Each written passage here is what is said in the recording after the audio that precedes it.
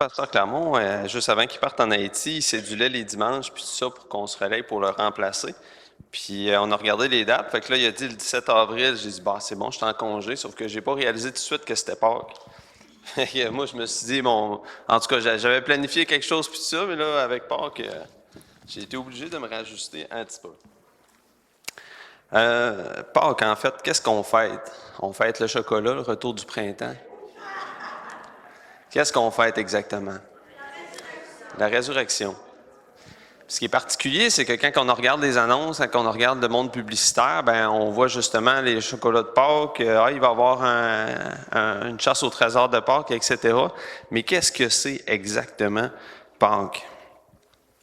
J'aimerais ça, pour nous autres, les chrétiens, je pense qu'il y a un texte qui identifie bien l'importance de qu'est-ce qu'on croit, qu'est-ce qui s'est passé à Pâques. J'aimerais ça qu'on tourne dans 1 Corinthiens, chapitre 1, versets 21 à 25. Je vais vous le lire. Car puisque le monde avec sa sagesse n'a point connu Dieu, il a plu à Dieu dans sa sagesse de sauver les croyants par la folie de la prédication. Les Juifs cherchent des miracles et les Grecs cherchent la sagesse. Nous prêchons Christ crucifié, scandale pour les Juifs et folie pour les païens, mais puissance de Dieu et sagesse de Dieu pour ceux qui sont appelés tant Juifs que Grecs. Car la folie de Dieu est plus sage que les hommes et la faiblesse de Dieu est plus forte que les hommes. Je trouvais que c'est un texte inspirant, merci. J'ai découvert dernièrement là, un petit livre coécrit par plusieurs auteurs, dont Kevin DeYoung, qui a écrit La croix en 4 mots. Vraiment intéressant. Je voulais vous lire une citation du livre qui commente en fait le passage qu'on vient de lire. Richard Dawkins, un brillant biologiste d'Oxford, mais athée, décrit dans son best-seller s'appelle, Pour en finir avec Dieu. Il va décrire la mort de Jésus en ces termes méprisants. J'ai qualifié l'expiation, doctrine centrale du christianisme, de vicieuse, sadomasochiste et repoussante. Il faudrait aussi la taxer de folie furieuse. L'auteur ici va dire l'expiation, à savoir la réconciliation des pécheurs avec Dieu sur la croix, est clairement une cause de chute et une folie pour Dawkins. Il ne l'a pas comprise. La croix n'a rien à voir avec un prétendu Dieu horriblement sadomasochiste, entre guillemets, qui se plairait à souffrir. Au contraire, l'expiation raconte le sacrifice extraordinaire d'un Dieu en faveur de l'humanité. Dawkins n'a pas compris que la croix ne parle pas de la folie furieuse de Dieu, mais de son amour passionné. Je trouve que ça résumait bien qu'est-ce qui nous unit ensemble ce matin. Pourquoi c'est si important? Qu'est-ce qui s'est passé à la croix? J'aimerais ça qu'on tourne dans Ésaïe, chapitre 53, versets 1 à 5. Un texte que vous connaissez probablement, mais je pense qu'étant donné que c'est Pâques, de le relire, moi en tout cas, ça m'a fait chaud au cœur. Donc, Ésaïe 53, versets 1 à 5, je vous le lis. Qui a cru à ce qui nous était annoncé? Qui a reconnu le bras de l'Éternel? Il s'était levé devant lui comme une faible plante, comme un rejeton qui sort d'une terre desséchée. Il n'avait ni beauté ni éclat pour attirer nos regards, et son aspect n'avait rien pour nous plaire. Méprisé et abandonné des hommes, homme de douleur et habitué à la souffrance, semblable à celui dont on détourne le visage, nous l'avons dédaigné.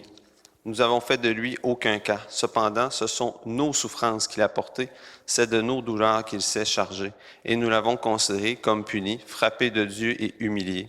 Mais il était blessé pour nos péchés, brisé pour nos iniquités. Le châtiment qui nous donne la paix est tombé sur lui. Et c'est par ses meurtrissures que nous sommes guéris. Cette prophétie-là, qui a été écrite des centaines d'années avant même la naissance de Jésus, décrit le sacrifice que Jésus-Christ a fait à la croix pour nous. Sur cette croix-là, il ne nous a pas juste sauvés, il a rendu toutes choses nouvelles. Il a créé quelque chose de totalement nouveau. Il en parle d'ailleurs dans son dernier repas. On va tourner dans Matthieu chapitre 16, versets 15 à 18.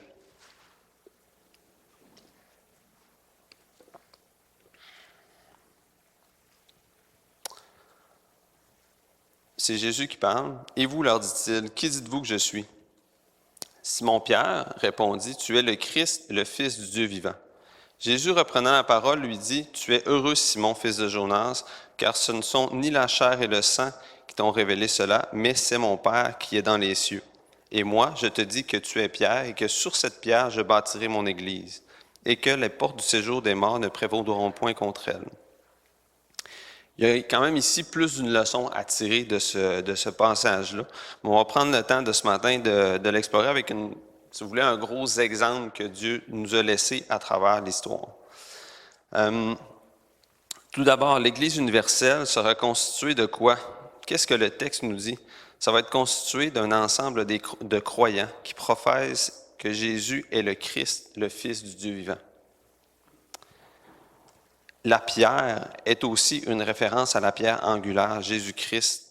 On n'y tournera pas nécessairement par manque de temps, mais dans 1 Pierre chapitre 2, versets 3 à 5, ça nous décrit très bien à quel point que Jésus-Christ est le fondement, la pierre angulaire de l'Église et du christianisme.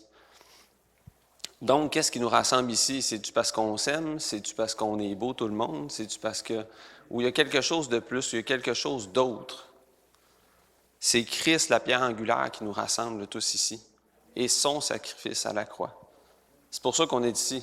Sinon, on ne se connaîtrait pas tout le monde. Puis Dieu crée quelque chose de totalement nouveau à partir de sa croix, à partir de Jésus-Christ. Il va créer quelque chose de totalement nouveau. D'ailleurs, on en est la preuve ici ce matin. Ici, je veux qu'on focus sur la pierre. Jésus est la pierre, la base de son édifice. Aussitôt qu'on va s'éloigner de Jésus-Christ et de son sacrifice, en tant que chrétien, on va vivre une vie honorable, on va avoir des belles valeurs, puis les gens vont remarquer ça et tout ça. Sauf que qu'est-ce qui pointe ces valeurs-là? C'est Christ. Christ seul et Christ crucifié. Aujourd'hui, le dimanche, on fête la résurrection. C'est une bonne nouvelle. Sauf que pour que Jésus-Christ soit ressuscité, il faut qu'il soit mort avant. C'est un peu logique là, dans la force des choses. Sauf que pourquoi il est mort? Pour payer pour nos péchés. Puis c'est ce qui nous rassemble ici, c'est parce qu'on a reconnu qu'il était mort pour nos péchés. On a reconnu qu'on avait besoin d'un sauveur pour être recevable auprès du Père. Fait que la manifestation de notre inclusion dans le corps de Christ, c'est d'accepter Christ comme sauveur personnel. Ici, le terme « édifier » fait référence à la construction. Édifier un édifice. Jésus construit son Église encore en ce moment. Là, vous allez me dire, l'Église a fini de construire et tout ça.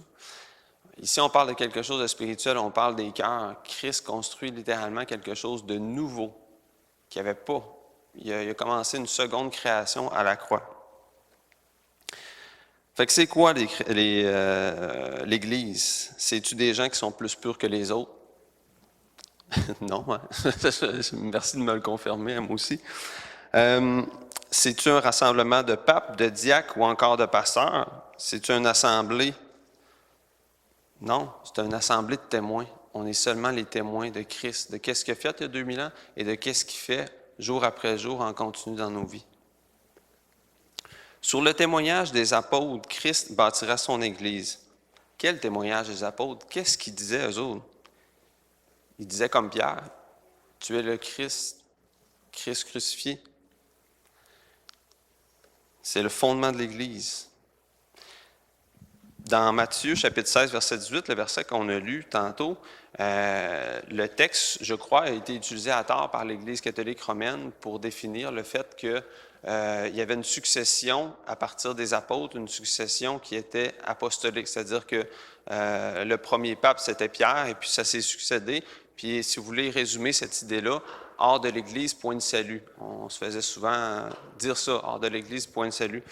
Mais il y a bien une succession qui se passe depuis les apôtres, sauf que ce n'est pas une succession organique faisant partie de l'organisme de l'Église catholique ou d'une Église quelconque, mais c'est une succession de la foi.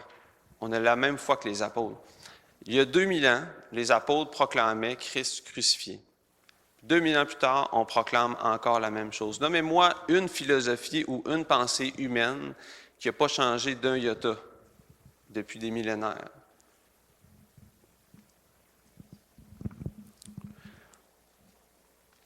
Ça fait 2000 ans, comme je disais, que Jésus construit son Église.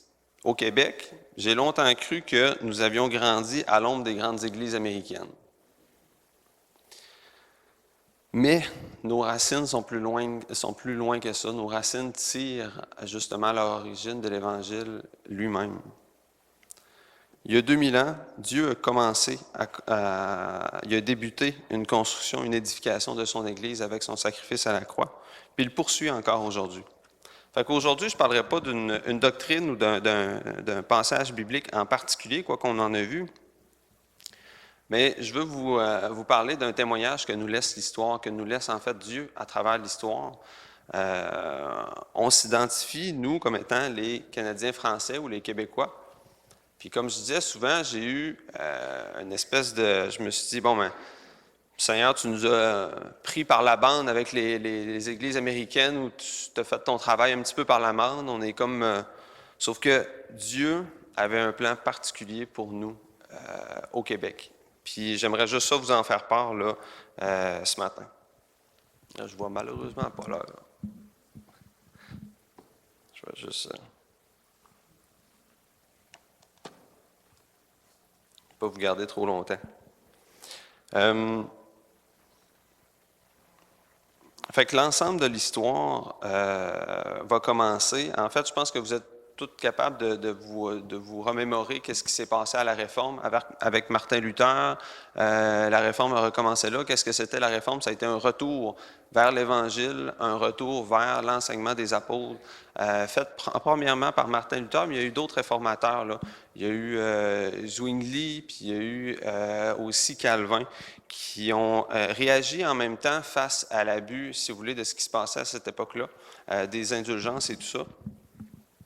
Puis il y a eu un retour, comme je vous disais, à l'enseignement des apôtres, à l'enseignement de l'Évangile.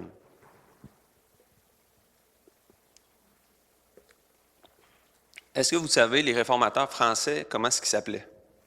Comment est-ce qu'ils se faisaient appeler? Les Huguenots. Merci. Donc, les Huguenots. Les Huguenots, pourquoi exactement les Huguenots? On ne rentrera pas dans ce détail-là, mais il y a une raison. C'était les protestants français. Puis l'histoire semble l'oublier, c'est pas quelque chose qu'on va apprendre dans nos cours de classe à l'école, sauf qu'il y a eu une grosse période huguenote en France. D'ailleurs, la France a failli être huguenote par définition, là. Fait que ça l'a brassé dans les années 1534. Puis 1547, il y a eu une bonne révolution. Puis d'ailleurs, il y a eu la soirée de la Sainte-Barthélemy. Pour ceux qui ne connaissent pas la Sainte-Barthélemy, le 24 août 1572, lors de la nuit de cette fête-là, la Sainte-Barthélemy, on autorise le massacre des notables protestants venus à Paris assister à un mariage de la haute société. Donc, le massacre va dégénérer, comme tout événement de ce type-là. Il va y avoir en tout, au début, ça ne visait que les notables, les hauts placés protestants, mais là, chaque personne qui croise un protestant va l'assassiner. Il va y avoir en tout, c'était d'ailleurs localisé à Paris, puis ça s'est élargi dans l'ensemble de la France cette nuit-là. Il va y avoir en tout 10 000 victimes de ce massacre-là, en fait. Qu'est-ce qui se passe après ça? Ben, les Huguenots, c'est des gens comme vous et moi, là. Je veux dire, c'est des gens qui sont pas stupides, fait qu'ils voient les choses arriver, ils disent, ouais, nous autres, c'est le temps qu'on claire le chemin. Fait qu'ils s'en vont, il y a une grosse vague d'immigration. D'ailleurs, la France est énormément appauvrie d'une main-d'œuvre de cette époque-là, parce que les gens ont juste quitté le sol français. Dès 1681, il y a une deuxième vague de terreur, c'est-à-dire qu'il y a la terreur qui propagée à travers les familles protestantes. Il y a des massacres, puis les familles sont divisées. Il y a des gens qui se font envoyer en prison, en exil, ou qui sont séparés les uns des autres, ou qui sont envoyés aux galères. Dans ces conditions difficiles, les gens vont fuir la persécution. Il va d'ailleurs y avoir une deuxième vague d'immigration, une vague clandestine. Les gens vont aller en Allemagne, en Angleterre, en Suisse et, puis c'est ce qui nous intéresse, en Amérique, en Nouvelle-France. Qu'est-ce qui se passe aussi en 1534? Petit cours d'histoire, il y a la découverte du Saint-Laurent par Jacques Cartier, etc. Puis d'ailleurs, pas ce qui nous est caché, j'aime pas ça, mais quand on traite l'information historique, on voit qu'il y a beaucoup de partenaires huguenots qui ont participé à la découverte de la Nouvelle-France. D'ailleurs, Samuel de Champlain, son boss, si vous voulez, c'était un huguenot. Le partenaire de Jacques Cartier était un protestant calviniste aussi. Donc, il ne faut pas imaginer une Nouvelle-France uniformément catholique, mais c'était catholique et huguenot, et protestant dans le fond. De 1627 à 1760, les huguenots vont se retrouver surtout dans l'armée parce que l'armée ne regarde pas l'allégeance religieuse. Il va y avoir des huguenots aussi chez les filles du roi, chez les exilés. Ils se rendaient compte, par exemple, qu'en quittant la France, ils se rendaient compte qu'en terre de la Nouvelle-France, c'était les mêmes lois qu'en France.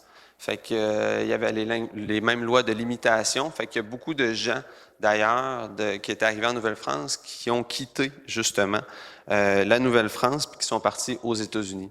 D'ailleurs, on voit là, que dans certains États, il y a beaucoup d'arrière-plans français, puis ça vient en majorité de l'immigration des Huguenots à cette époque-là. Il y a d'ailleurs notre premier historien, là, F.X. Garneau, dans la première version de son Histoire au Canada, qui a été éditée en 1850, qui va critiquer le clergé d'avoir ainsi appauvri la population de la Nouvelle-France à cette époque-là. Qu'est-ce qui se passe en 1759?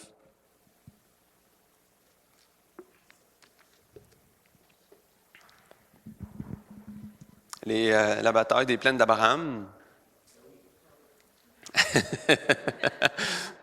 Fait que, la bataille des plaines d'Abraham, qu'est-ce qui se passe? On passe aux mains des Anglais. Fait que les Anglais qui sont par définition protestants, fait que là, il va y avoir un changement de cap à travers la colonie de la Nouvelle-France. Qu'est-ce qui se passe aussi un petit peu plus tard? L'impasse parlementaire et même qu'il y a une crise économique qui se passe à ce moment-là et sociale vont mener tout droit à une révolte. La seule, je pense, place dans notre histoire qu'on va prendre les armes, je ne sais pas si vous vous souvenez, les Patriotes. En 1837-1838, il y a d'ailleurs une bataille qui va se passer à Saint-Eustache. Puis c'est là, à cette époque-là, que le protestantisme, comme on le connaît, le protestantisme évangélique, va s'implanter pour durer en terre québécoise. Moi, dans ma tête à moi, avant que je fasse mes recherches, le protestant québécois, il s'implantait dans les années 1960 avec le réveil qu'on a connu 70 et 80, mais on a eu une histoire avant ça. Puis, pourquoi je vous compte ça ce matin avec Pâques et tout ça, c'est juste pour vous dire à quel point que Christ prend soin de son corps depuis l'édification, depuis qu'il bâtit son Église, depuis la croix. Fait que, étant donné la révolte des Patriotes, le sentiment d'appartenance des Canadiens français est renforcé par quoi? Par la religion et la langue. On se définit comme étant Canadiens, Français, catholiques. Fait que toute tentative d'évangéliser avec la foi protestante est vue comme étant une tentative d'envahissement ou une tentative d'assimilation. Ça devient très difficile à cette époque-là d'aller proclamer l'Évangile auprès des Québécois, Canadiens, Français. Mais impossibilité de convertir les Canadiens français n'est pas plus fort que la pleine souveraineté de Dieu.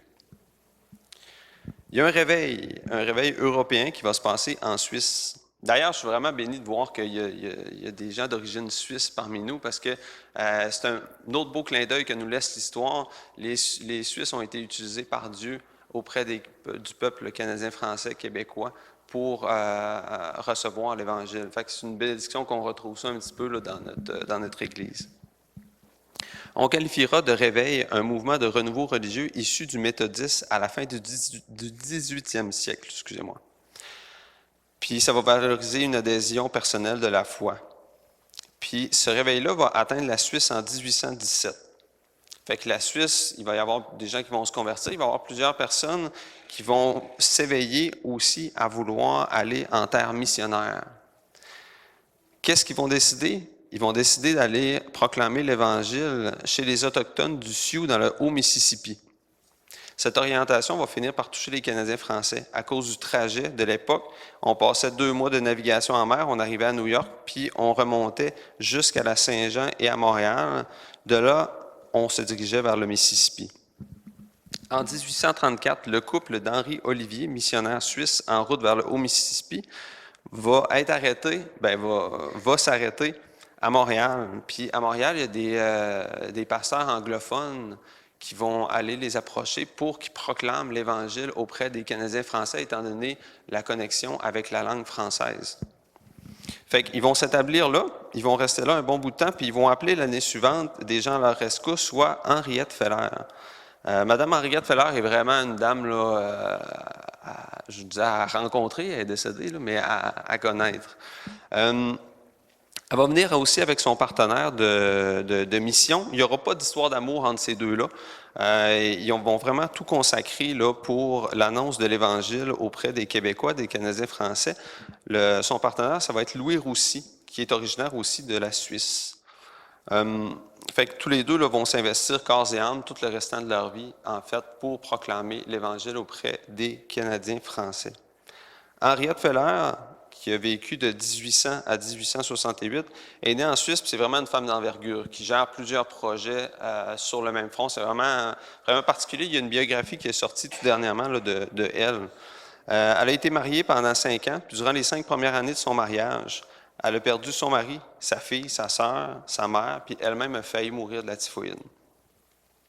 Après ça, elle va s'engager en 1827 dans la mission évangélique de Lausanne. C'est là qu'elle va rencontrer le couple des Olivier.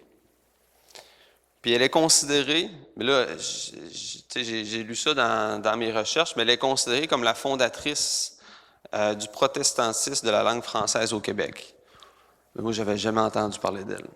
C'est comme... je pense qu'il y a une partie de notre histoire qu'on a mis de côté, puis cette histoire-là, elle rend gloire à Dieu. Elle a été longtemps oubliée, comme je vous disais. Donc, Roussy et Feller sont arrivés le 31 octobre 1835 à Montréal. Ils vont rester chez les Olivier au début. Ils vont débuter de l'évangélisation avec des traités dans les rues de Montréal, mais c'est pas facile parce que le clergé, à toutes les fois qu'ils veulent ouvrir des écoles pour annoncer, apprendre à lire et à écrire aux gens puis annoncer l'Évangile, les classes se font fermer là, par le clergé de l'époque. Fait que c'est vers, entre-temps, le couple des Olivier va se retourner en Suisse pour cause de santé, mais Henriette et Louis vont décider de s'investir puis de passer leur vie ici à proclamer l'Évangile.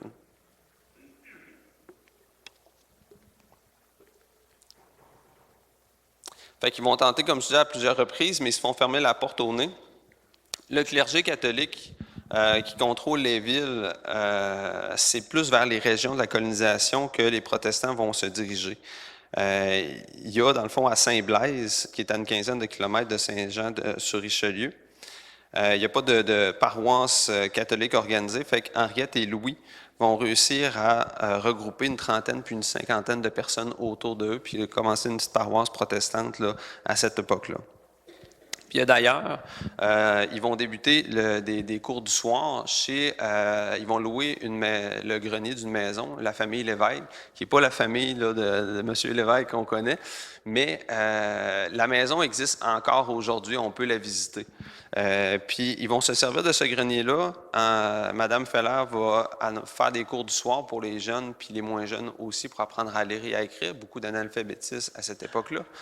Puis, elle va en profiter pour proclamer aussi l'Évangile. Ça va faire une porte d'entrée au pasteur aussi, qui va avoir un contact avec les gens. Puis après ça, il va offrir aux gens d'aller voir les personnes chez eux pour discuter de la foi évangélique.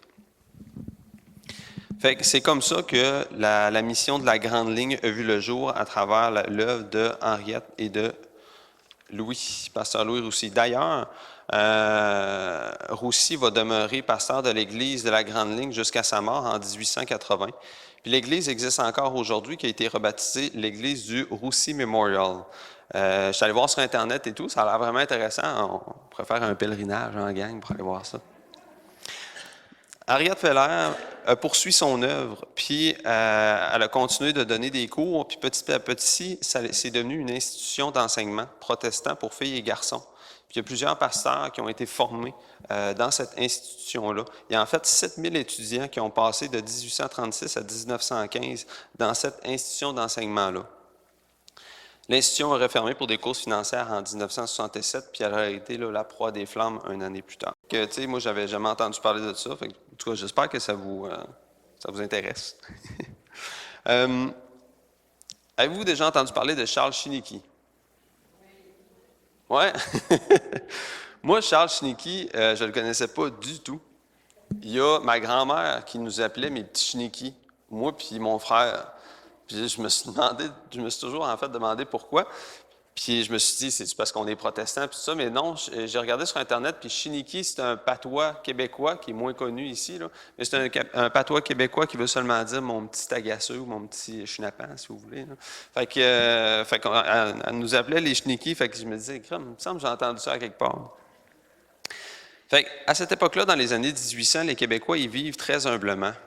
Puis il y a certains problèmes sociaux qui vont se développer, dont l'alcoolisme qui fait rage dans ces années-là, puis détruit des familles, des ménages, puis des communautés entières. Petite parenthèse. Donc, Charles Chiniki va naître à Kamouraska, quand même pas trop loin d'ici, là. On est dans le Bas-Saint-Laurent.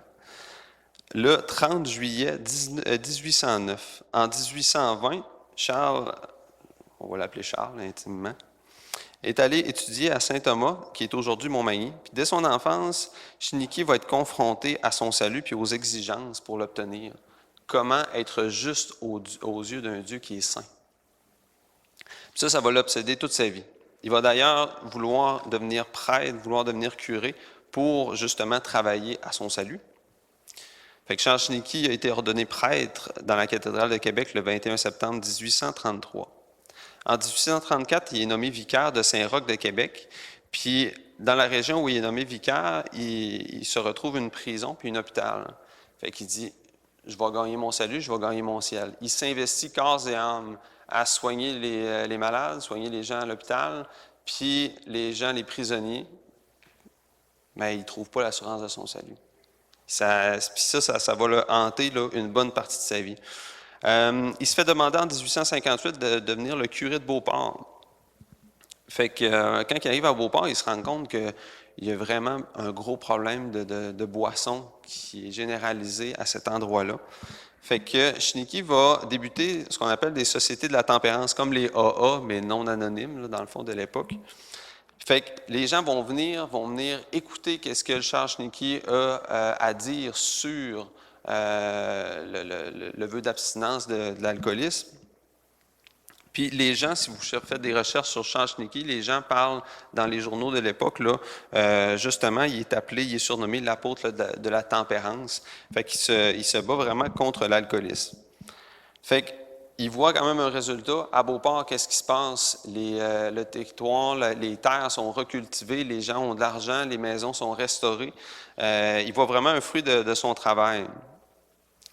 Fait qu'il est encouragé par ça. Il se fait demander de devenir curé à Kamouraska. Et là encore, il va s'attaquer à l'ivrognerie. Puis il y a plein de gens qui se mettent à venir l'écouter d'un petit peu partout dans la province et même au pays. Puis il va être demandé d'aller ailleurs pour proclamer ces sociétés de la tempérance. Fait que qu'est-ce qui se passe? Bien, il se fait une notoriété à travers la population.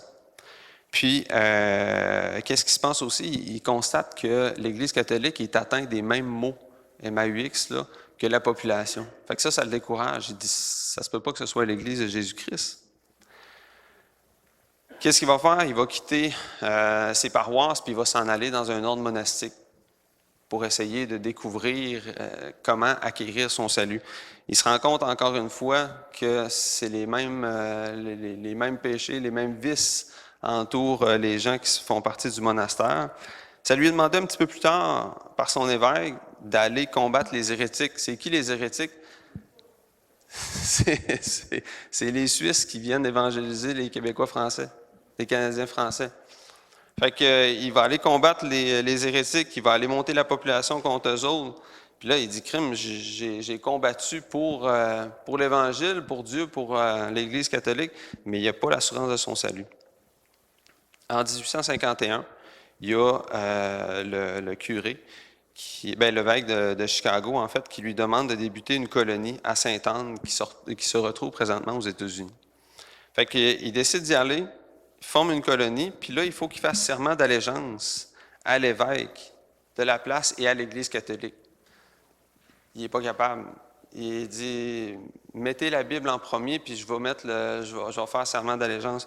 Puis à ce moment-là, il n'est pas capable. Fait que l'évêque, il dit, ben c'est correct, ben tu vas devoir quitter l'Église catholique. Fait que là, Charles-Schnicki décide de quitter l'Église catholique. Là, il se retrouve devant rien. Il pense au suicide. Il dit, tu sais, hors de l'Église, point de salut. Vous vous souvenez-vous à cette époque-là? Fait qu'il se retrouve devant rien. Il lit 1 Corinthiens, puis là, il découvre la foi évangélique, la foi en Jésus-Christ seul, une foi personnelle. Il rencontre Jésus-Christ comme sauveur personnel. Qu'est-ce qui se passe? Il retourne à Sainte-Anne. Il décide d'annoncer le salut à toute sa congrégation. Sa congrégation se convertit en masse. Mais là, les gens du Québec qui l'avaient connu comme étant l'apôtre de la tempérance, qu'est-ce qui se passe? Il reçoit 2 lettres signées de centaines de Québécois. Comment ça, Charles-Schnicki t'a défroqué? Qu'est-ce qui s'est passé? Fait que Charles-Schnicki se retrouve à Montréal en train d'évangéliser environ 10 000 personnes à Montréal. Pendant 4 jours, il leur annonce l'Évangile, il distribue 800 Bibles, puis il proclame Jésus-Christ crucifié comme moyen du salut. Il y a d'ailleurs Charles Spurgeon qui l'a invité en Europe à faire des conférences. Ça a vraiment été, en tout cas, vraiment la grosse histoire. Fait que Charles-Schnicki est décédé le 16 janvier 1899, entouré de ses proches, avec pour certitude qu'il serait auprès de son cher Sauveur, qui l'avait accompagné tout au long de sa vie, Jésus-Christ. Charles-Schnicki est enterré sur le Mont-Royal et sa pierre tombale y est encore aujourd'hui. Là, on tombe un petit peu dans les années 30, début des années, fin des années 20 jusqu'aux années 50. C'est pas des années qui sont faciles. Les gens se font emprisonner, là, littéralement, là, pour proclamer l'Évangile dans ces époques-là au Québec. Il y a d'ailleurs Tom Carson, je ne sais pas si ça vous dit quelque chose. Tom Carson, c'est le père de Don Carson, le théologien qu'on connaît peut-être un petit peu plus. Tom Carson est son père. Fait que l'histoire de Tom Carson est une histoire incroyable qui me laisse là, sans mots. Tom est un bel exemple d'ouvrier que Dieu a appelé pour évangéliser le Québec, qui ont tout consacré et sacrifié pour l'œuvre que Dieu leur avait confiée auprès des Canadiens, les Québécois. Tom Carson est né en Irlande le 26 août 1911, puis il a déménagé avec ses parents à l'âge de 2 ans. Sa mère était chrétienne, mais son père ne l'était pas. Puis son père était contre le fait parce que Tom Carson a senti le désir d'être appelé au ministère. Fait que son père n'était pas d'accord avec ce choix de travail-là. Fait qu'il a aucunement aidé là, financièrement ou d'une quelconque autre façon. Fait qu'il a étudié là, la théologie au Toronto Baptist Seminary en 1933. Puis il faisait l'aller-retour entre Toronto et Ottawa en bicycle, étant donné que son père ne venait pas le chercher, soit 450 km pour retourner lors de ses vacances. Son histoire avec le Québec a commencé en 1934. Il est allé avec un partenaire, un ami du séminaire, commencer à évangéliser au Québec, puis il s'est senti appelé à proclamer l'Évangile ici, au Québec, auprès des Canadiens français, nous autres. Il va rencontrer son épouse, puis ils vont se marier là, durant ces années de séminaire. En 1945, la famille a déménagé à Drummondville. D'ailleurs, son église existe encore aujourd'hui. C'est le pasteur Daniel Durand qui a pris la relève. Fait qu'il y a 3 enfants, dont Don Carson, le fameux théologien. Si jamais vous voulez des enseignements sur l'œuvre accomplie, l'œuvre de la croix, Don Carson en français, il en fait quelques-unes là, sur Internet. Il est vraiment excellent. Puis, malheureusement, l'argent finit par manquer à travers son ministère et tout ça. L'argent se met à manquer dans les banques familiales. Fait qu'il doit déménager. Fait qu'il déménage en 1963 à Hull pour trouver un travail séculier, pour joindre les 2 bouts, comme on dit. En 1982, Marge, son épouse, va être atteinte de la maladie de l'Alzheimer. Puis Tom, qui est alors à la retraite, va se dévouer corps et âme pour son épouse et continua de servir son Église et son Sauveur. Elle décéda en 1989.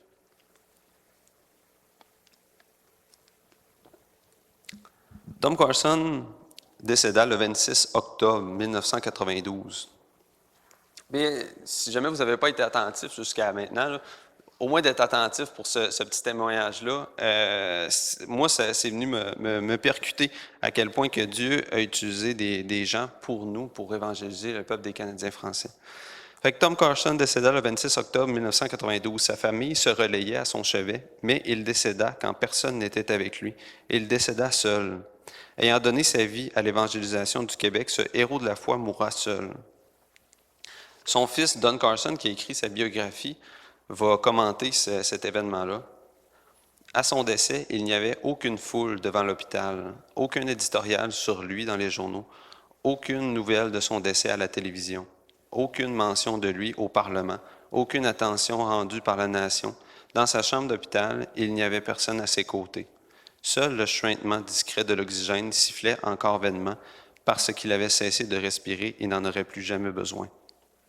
Mais de l'autre côté, toutes les trompettes ont résonné. Papa s'est vu accordé à la seule salle du trône qui importe, non parce qu'il était un homme bon ou un grand homme, il n'était après tout qu'un pasteur des plus ordinaires, mais parce qu'il était un homme pardonné, et il a entendu la voix de celui qu'il espérait tant entendre, lui dire « C'est bien, bon et fidèle serviteur, entre dans la joie de ton maître. »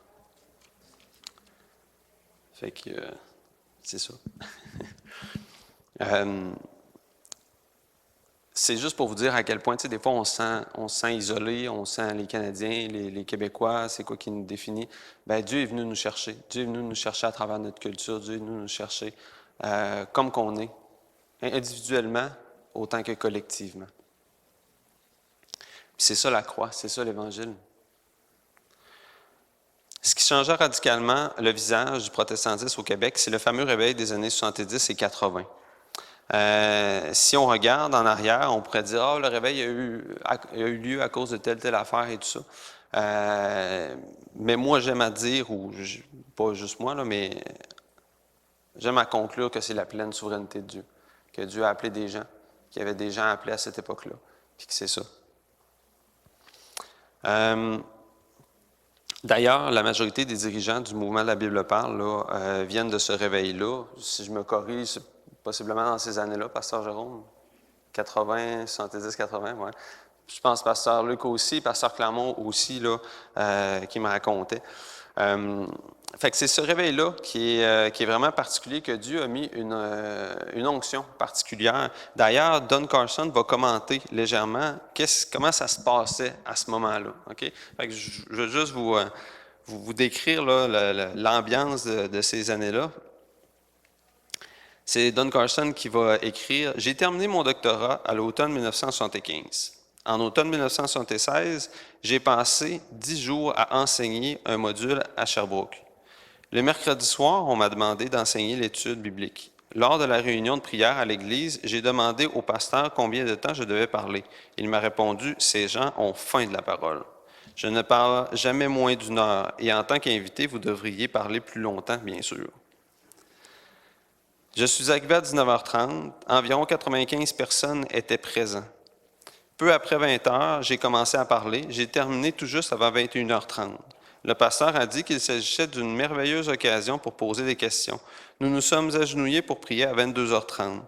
J'ai été le premier à partir à minuit et demi. Le pasteur m'a assuré qu'il s'agissait d'un mercredi soir tout à fait normal. Fait que c'est juste pour vous dire, c'est pas de forcer la chose, mais c'est juste pour vous dire que quand Dieu met l'onction, il y a quelque chose qui s'est passé qu'on ne pourrait pas reproduire. C'est Dieu qui en est l'auteur. Pour résumer grandement, puis ça, on pourrait le faire là, avec tous les types d'églises, ce bout-là. Pasteur Jeff, qui est le pasteur fondateur, a accepté le Seigneur en 1978 en Europe. Puis il est revenu ici au Québec, il a proclamé la parole. Il y a eu un petit groupe de personnes là, qui se sont arrimées autour de lui. Il est allé chercher de l'aide à Baltimore, chez le mouvement Bible Speak, donc notre traduction, la Bible parle. Je ne sais pas si... Fait que le mot vient de là. Vous êtes aussi bilingue que moi, dans le fond. Puis, Pasteur Clermont, Vous connaissez probablement tous son témoignage. Juste pour faire un lien, dans le fond, Pasteur Clermont était un des pasteurs adjoints à l'église pentecôtiste de Rimouski. Puis l'église de Rimouski, le pasteur en place, a demandé à Pasteur Clermont de débuter une œuvre le 21 juin 1993 à Montgély. Puis à ce moment-là, Pasteur Clermont, là, avec une trentaine de personnes autour de lui, sont venus ici débuter une œuvre. En 1996, Pasteur Luc s'est joint à l'équipe. Il devient alors une aide puis inestimable pour Pasteur Clermont.